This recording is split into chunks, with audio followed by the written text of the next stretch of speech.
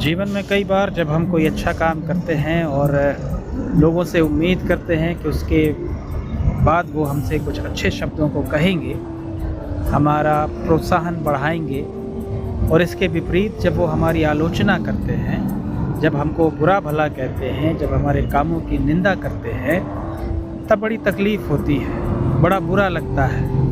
ऐसा लगता है कि हम इनके बीच में क्यों काम कर रहे हैं, हम इनको इतनी सेवाएं क्यों दे रहे हैं, क्या कारण है। और जब हम ऐसी परिस्थिति से गुज़रते हैं तो बड़ा अफसोस होता है, दिल दुखी हो जाता है, टूट जाता है, हम निराश हो जाते हैं। लेकिन फिर भी परमेश्वर हमको संभालता है, सुरक्षा देता है। ऐसे समय में एक बाइबल की कहानी याद आती है, एक दृश्य याद आता है।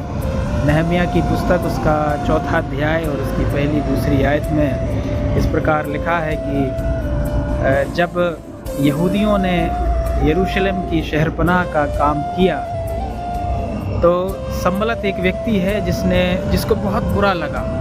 जब उसने सुना कि यहूदी लोग शहरपनाह का निर्माण कर रहे हैं तो उसको बहुत गुस्सा आया, बहुत बुरा लगा, और वो रिसिया कर उन लोगों के विरोध में उनकी आलोचना करना उसने शुरू कर दिया और बहुत उल्टा सीधा उनको कहा, और यहाँ तक कि कह दिया कि ये लोग जो शहरपनाह बना रहे हैं, यदि उस पर कोई गीदड़ भी आकर बैठ गया तो उसको वो गिरा देंगे। ज़रा सोचिए ऐसे लोगों के जीवन में क्या उनका सोच विचार रहे होंगे, या फिर किस तरीके से उनने इन समस्याओं का सामना किया होगा।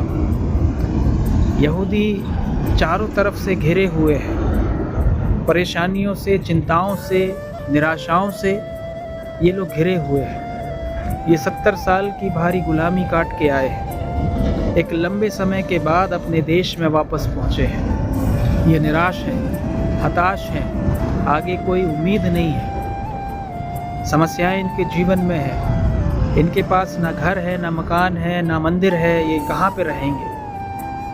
फिर भी हिम्मत करके, परिश्रम करके ये अपने शहर की शहरपनाह के कामों में लगे हैं कि उसको हम बना लें और उसमें हम अपने पूरे परिवार के साथ, अपने कुटुंब के साथ हम वहाँ पर रहें।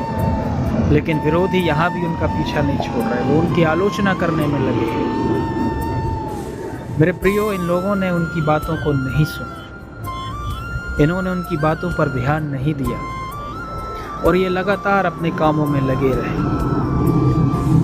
एक समय आया, वक्त बदला, एक नए यरूशलेम का निर्माण हुआ। यरूशलेम की शहरपनाह फिर से बनकर तैयार हो गई, और जितने लोग आलोचना करने में खड़े थे, जितने लोग इनका तिरस्कार कर रहे थे, जितने लोग इनके विरोध में खड़े थे, उन सब के मुंह बंद हो गए। यहूदियों ने झगड़ा नहीं किया, यहूदियों ने किसी के लिए कोई बुरा भला नहीं कहा, आलोचना के बदले आलोचना करने नहीं लगे, लेकिन इन्होंने हर एक उस आलोचना का बदला अपने कामों से। ये अपने काम में लगे रहे, ये परमेश्वर की सुनते रहे, और परमेश्वर इनको राह दिखाता रहा। धीरे धीरे करके यरूशलेम की शहरपनाह फिर से बनकर तैयार हो गई और सबके मुंह बंद हो। मेरे प्रियो, हमको सीखने की आवश्यकता है। यदि लोग हमारी आलोचना करते हैं, यदि लोग हमारा तिरस्कार करते हैं, यदि लोग हमें बुरा और भला कहते हैं, जब हम कोई भी अच्छा काम करते हैं, हमें लोगों की नहीं बल्कि अपने परमेश्वर की और अपने दिल की सुननी है। वो क्या कहता है। यदि ज़िंदगी में कामयाब होना है तो हमें लोगों की बातों पर ध्यान ना देकर अपने दिल की आवाज़ को सुनना है।